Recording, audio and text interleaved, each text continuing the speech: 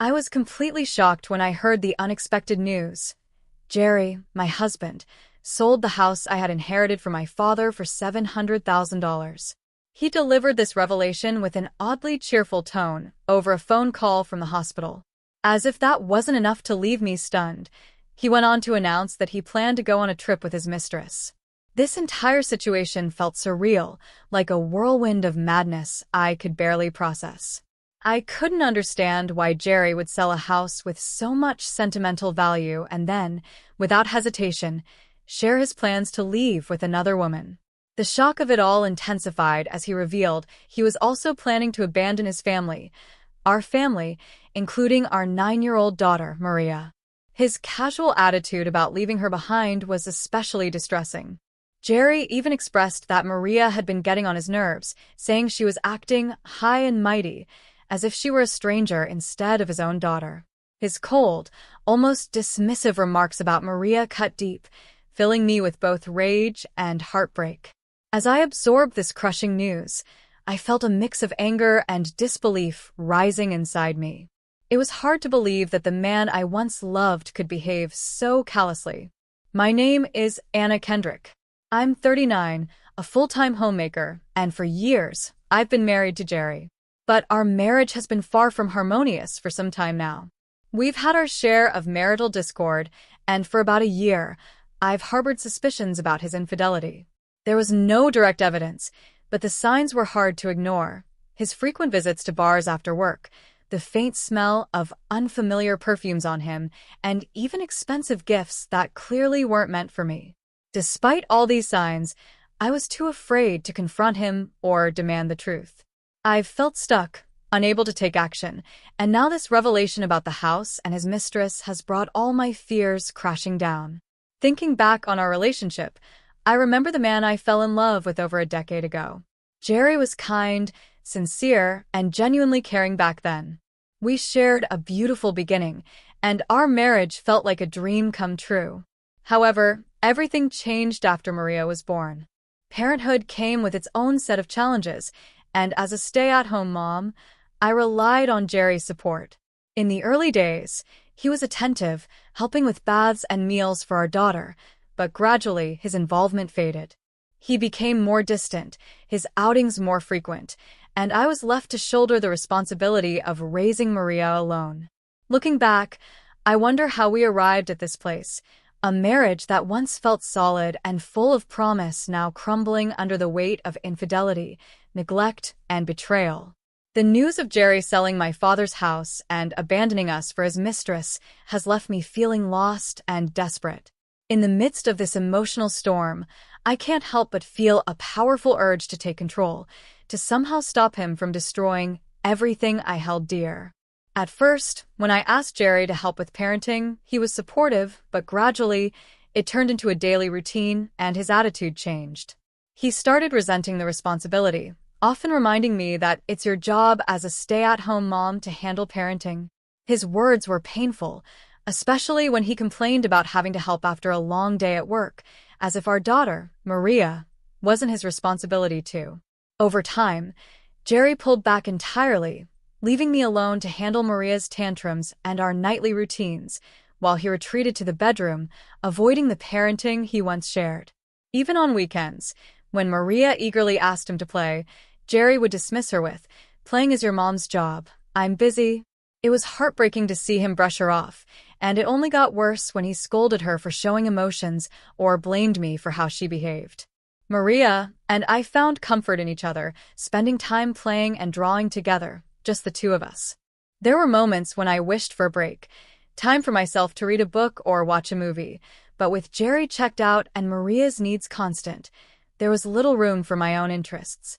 Meanwhile, Jerry enjoyed his hobbies, like racing, without a second thought. I felt trapped. His income kept us afloat, but I had no voice to ask for more balance. This pattern went on for 9 long years, and it became clear that the Jerry I once knew, kind, caring, and attentive, was long gone. Instead, I lived with a man who not only avoided parenting but spoke to me harshly, as if my work at home meant nothing. Despite my frustration, I focused on Maria, knowing she deserved stability, even in a divided household.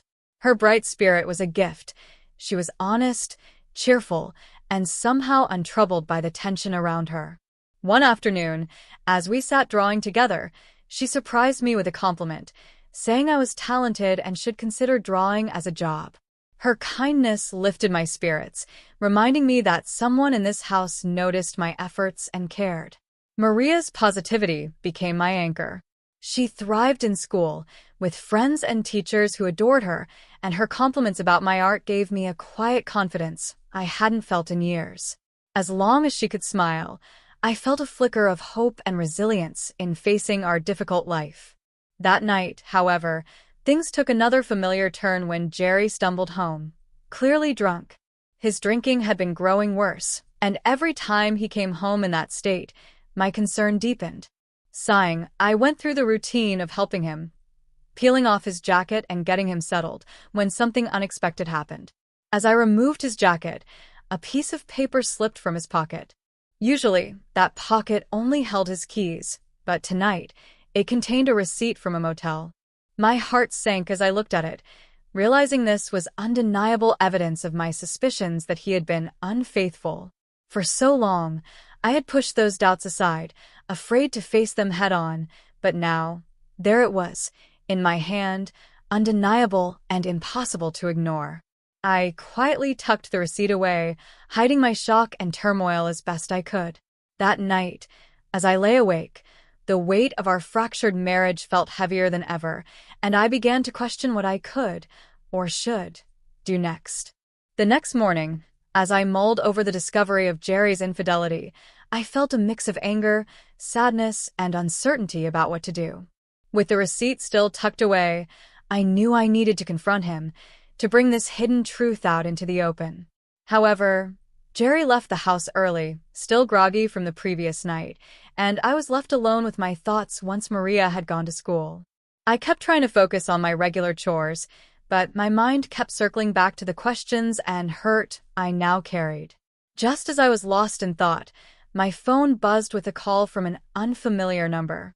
I hesitated, feeling a strange sense of dread, and answered, only to hear a voice from General Hospital on the other end. Jerry had been rushed to the hospital and was undergoing emergency surgery due to a severe kidney problem.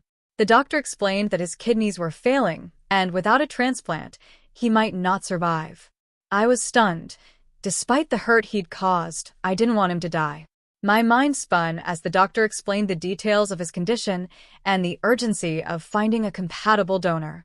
In the days that followed, Jerry's health took center stage in my life. It was soon revealed that I was the best match for a kidney donation, an unlikely and ironic twist, considering our troubled relationship. He had no siblings, and his elderly parents were in no shape to donate. Despite my own mixed emotions about him and my reservations about the surgery, I recognized that Jerry's life depended on this decision. I felt torn, but the thought of potentially saving him outweighed my hesitations. When I explained the situation to Maria, she listened carefully.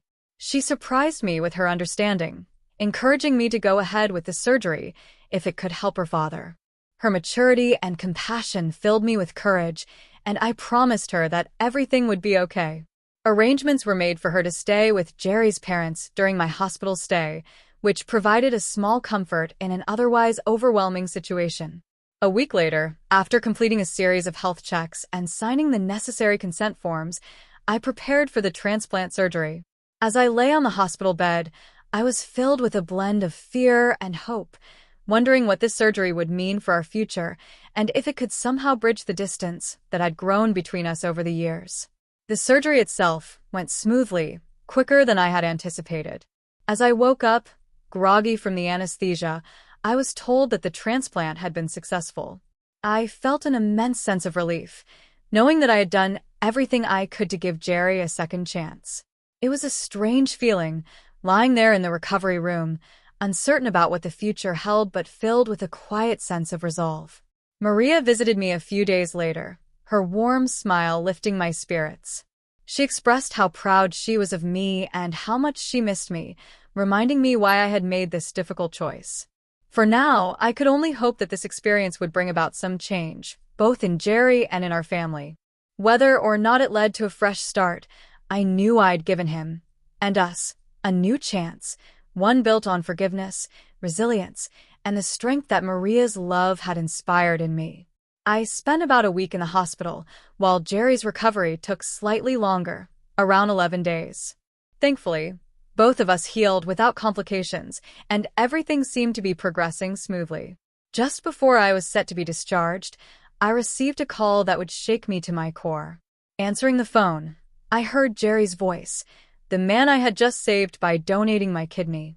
I expected words of gratitude, a moment of kindness or acknowledgement of what I had done for him. Instead, his tone was oddly cheerful as he skipped over any mention of the surgery and went straight to something shocking. Jerry casually announced that he had sold our house for $700,000 and was planning to take a trip with his mistress. I felt like the ground had been pulled out from under me. Our house, an inheritance from my father, filled with memories and sentimental value, had been sold without a thought. His revelation about having a mistress and the careless way he mentioned leaving our daughter, Maria, behind stunned me even further. I was lost for words, barely able to comprehend his audacity. Desperate to understand his intentions, I asked him about Maria's well-being, hoping he would show some sense of responsibility. But Jerry dismissed my concerns without a hint of remorse. He said he didn't care about her and intended to leave her behind as he chased his new life. Hearing those callous words left me furious and heartbroken. I realized I couldn't just stand by. I had to do something to protect our home and our daughter. Before I could say anything more, Jerry abruptly ended the call, leaving me overwhelmed and desperate to act. The shock of his betrayal took such a toll on me that my hospital stay was extended as I struggled to process everything. Lying in that hospital bed, I couldn't stop thinking about what I should do next. Without our home, where would Maria and I go? I felt powerless and trapped, unable to stop Jerry's reckless decisions from within those hospital walls. My first instinct was to reach out to Maria. I called my in-laws' house, where she was staying, and anxiously waited for her to pick up. When she answered, I asked how she was feeling and if she was okay. I gently told her the difficult news, that her father had sold our home. I was worried about how she would take it, fearing she'd feel abandoned or confused by her father's actions. But Maria surprised me. She responded calmly, reassuring me that she had already taken care of things. Confused and intrigued, I listened as she explained that Dad had told her about his plan to sell the house and involve his mistress in the process. She had managed to handle the unsettling news with surprising maturity, even expressing gratitude that I was concerned about her. Her strength and composure filled me with a mixture of pride and amazement. Maria's calm words were a comfort to me during one of the most distressing times of my life. Her resilience in the face of her father's choices showed me that, despite everything, she was managing to stay grounded. Though our lives had been turned upside down, Maria's maturity gave me hope. Knowing that she could find strength amid the turmoil inspired me to face whatever was coming next with renewed resolve. After allowing myself a bit of rest and peace, my curiosity still lingered about what Jerry and his mistress were up to. I reminded myself of the importance of focusing on recovery and eventually drifted into sleep. 6 days later, feeling somewhat restored, I was discharged from the hospital and made my way to my in-laws' house. Maria greeted me with joy, and my mother-in-law welcomed me back with a warm smile, clearly relieved to see me. But my father-in-law's expression was grim. He apologized sincerely for Jerry's actions, and it pained me to see how deeply he felt about his son's behavior. Despite their apology, I took some responsibility, admitting that perhaps I should have spoken up sooner about our issues. As we spoke, my in-laws revealed they had no intention of letting Jerry get away with his reckless choices, which filled me with both relief and curiosity about what that would mean. Maria and I then headed home, but on the way, we stumbled upon an unexpected scene outside a realtor's office. There stood Jerry, looking disheveled and visibly stressed, in sweatpants and unkempt hair. Beside him was a woman, presumably his mistress, who looked equally frazzled in a short skirt, missing a shoe, and a bare face showing her frustration. They were in the middle of a heated argument about the sale of the house, which had apparently fallen through, leaving their plans in shambles. Seeing this chaotic scene unfold in public added a new layer of disbelief to everything I was already feeling. Jerry stomped his feet in anger while the woman screeched, drawing surprised stares from people passing by. Shocked but determined to get answers, Maria and I approached them. As soon as we questioned Jerry, both he and the woman gasped, clearly not expecting us to show up at that moment. Jerry immediately turned the blame toward me, accusing me of interfering with the house sale and somehow talking the buyer out of the deal. Ignoring their baseless accusations, I instinctively shielded Maria behind me, trying to keep her away from the drama. The realtor, who had been watching the scene unfold with growing confusion, looked shocked to learn that I was Jerry's wife. The sales cancellation had disrupted their plans, and as Jerry pointed to his mistress, he muttered something about debts he still owed because of the money he had spent on her. It became painfully clear to me then. Jerry had intended to sell the house, not only to settle debts he had accrued for his mistress, but also to secure a new place for the two of them. The realization hit me hard. He knew this house was a precious inheritance from my father, yet he had been ready to disregard Maria and me for his own selfish desires. Anger surged through me as I confronted him, struggling to process how he could be so brazen. Even in this critical moment, Jerry hurled insults my way, showing no remorse. I told him, firmly, that he had no right to try to sell the house without discussing it with me. The house was legally mine, and his attempt to dispose of it without my consent was both disrespectful and unlawful. Furious, I demanded to know if he had gone as far as forging documents to make the sale happen. The audacity of his betrayal was almost too much to bear, and I felt a wave of resolve rise within me to protect what was rightfully mine. Confronting Jerry there, in front of the realtor and his mistress, was a moment of clarity. I knew I couldn't let him trample over my rights and my family's future. This house was more than just property. It was a piece of my father's legacy, and it symbolized the life I was determined to rebuild for Maria and myself. Standing up to him, I felt a newfound strength, a resolve to guard our future from his reckless decisions, no matter what it took. I revealed the shocking twist to Jerry. He had been bad-mouthing the supposed buyers of the house, unaware they were his own parents. The truth had come to light through Maria, who had spoken to her grandparents about Jerry's deceitful actions. Outraged by their son's behavior and wanting to protect both me and their beloved granddaughter, my in-laws had decided to step in to save the house. Maria, with confidence and maturity, explained that her grandparents valued the house's sentimental importance and disapproved of Jerry's reckless plan to sell it. To block him, they had cleverly posed as potential buyers, ensuring the house would remain in the family. Seeing his plan fall apart, Jerry, desperate and defeated, let out a bitter laugh and unleashed a string of insults at Maria and his parents. But Maria stood strong, unbothered by his angry words. In response, I reached into my bag, pulled out a piece of paper, and thrust it under Jerry's nose, prepared to confront him with the truth. The paper was our divorce petition. Taking a steady breath, I said firmly, "I want a divorce." Instead of grasping the weight of the moment, Jerry scoffed, dismissing me with arrogant disbelief, suggesting I couldn't possibly manage without him.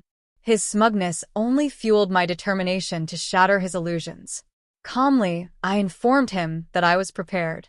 "You don't need to worry about me," I said. "I'm going to receive a lifetime gift from your parents." My words left Jerry and his mistress visibly confused. I went on to explain that my in-laws, given their declining health, wished to pass a portion of their assets on to me now, while they still could. I had initially suggested that this inheritance go to Jerry, but they insisted on giving it to me instead. To them, I was the one who had brought them joy through Maria, and they couldn't overlook Jerry's lack of gratitude, even after I'd saved his life. Grateful for their generosity, I accepted the lifetime gift, and Jerry turned pale with shock. Infuriated, he tried to argue that it was unfair and threatened to take the matter to court. I reminded him calmly that his own reckless spending had put him in this position, and his parents' decision was well within their rights. As he seethed, I questioned whether he even had the financial means to go to court, hinting at the consequences his betrayals had brought upon him. Then, closing the gap between us, I delivered one final blow. "Every penny you owe for emotional damages and child support will be pursued," I said, my voice firm. "And if you can't pay, I'll chase you to the ends of the earth to collect." Jerry, now desperate and shaken, stammered for forgiveness, but I met his pleas with an unwavering glare. With calm but resolute words, I declared, "This is the end." There was no going back, and he could see it in my eyes. For the first time, he truly grasped the depth of his actions and the consequences he could no longer escape. I was determined to hold Jerry accountable for every insult and wrong he had thrown at Maria and me. As he and his mistress finally stormed off, yelling and defeated, the realtor, who had witnessed the entire scene, expressed relief and thanked me for resolving the chaotic situation. I apologized for any inconvenience caused and took Maria's hand as we headed home, ready to start fresh. As we walked, she looked up at me, grateful for standing up for her. Seeing the smile on her face, I silently vowed to protect her no matter what lay ahead. The divorce from Jerry proceeded smoothly, marking the official end of a painful chapter. Surprisingly, the process felt almost anticlimactic, and I couldn't help but wonder why I had endured everything for so long. It became clear just how much Jerry had invested in his reckless lifestyle, spending a significant amount of money on his affair and eventually borrowing to cover his debts. His mistress, too, abandoned him, unwilling to stick by someone so financially troubled. Soon after, misfortune continued to close in on him. Due to material shortages and declining sales, his company had to downsize, and Jerry, working in the factory, was among the first to be laid off. It's hard to believe he was chosen randomly. More likely, his poor attitude and lack of performance were contributing factors. Now, unemployed and struggling, he's scraping by with part-time jobs, showing little motivation to find stable work. His life has become a lonely and difficult existence, having lost his job, his lover, and his family. While I might have felt sympathy once, his choices and disrespect toward me erased that sentiment long ago. Even after I had donated a kidney to him, he had mocked and betrayed me. It seemed that karma had finally caught up to him, and his energy would be best spent paying off his debts. As for me, I decided to move forward with purpose. Inspired by Maria's compliment about my art, I began taking on illustration work, using the assets my in-laws had entrusted to me. My initial clients praised my attention to detail and skill, which filled me with pride and gave me a renewed sense of purpose. My goal is to build a strong client base and work steadily to create a brighter future for Maria and myself. With each passing day, I feel more hopeful. The path ahead is one I'm ready to walk, with Maria by my side and a new chapter filled with possibility and strength.